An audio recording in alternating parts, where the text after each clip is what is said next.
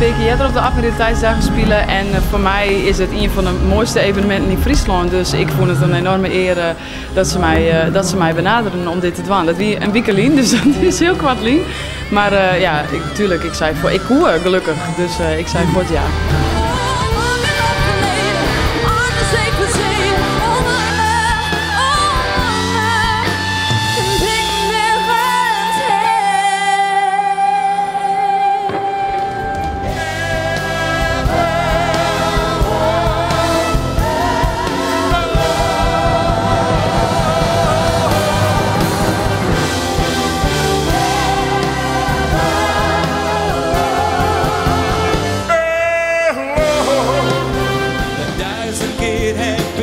Vergist, 1000 keer de verkeerde smaak. Zonder je te kennen heb ik je gemist, maar deze keer is het raak. Want je bent de hemel en de vader. Ja, meer roes lezen hier van de hele familie van de ploegen. En ik ga zelf wel een verhaal niet over de ziel. En dan ik nog een keer op dit plak werk met de Alpenstad toch stempelen gaan, dan als het te spelen. Ja, dan komen we een hele soort mooie dingen bij nu. Ja, ik dacht beter laat dan nooit. Mochten er nou mensen zijn die zeggen ja, maar ik doneer pas als hij in Dokkum komt. Ja, bij deze. En ja, die donatielijn die staat nog steeds open en iedereen kan nog steeds naar elfstedenzwemtocht.nl. Dank jullie wel.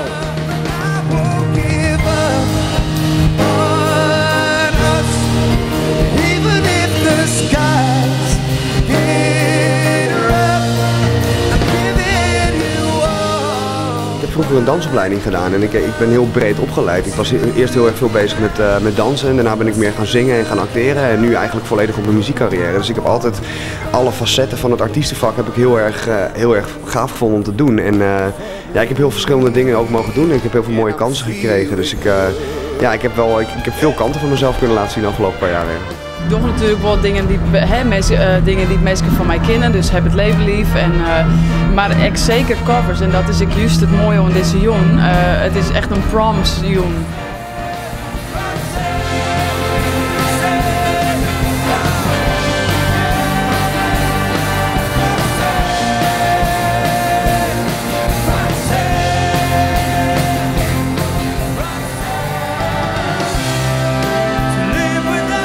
Ik ben hier nog nooit eerder geweest, maar wat een ongelooflijk mooie stad. Ja, ik vond het echt fantastisch. Ik zei net al achter de schermen, ik wil wel de hele week hier optreden op zo'n podium. Super veel mensen zijn gekomen, die bleven allemaal diehard staan in de stromende regen. Ja, met een fantastisch orkest spelen en dan met mensen als Elske de Wal, Siep van de Ploeg en Litouwer samen de stage delen is natuurlijk wel super tof. Vast nog eens terug te komen?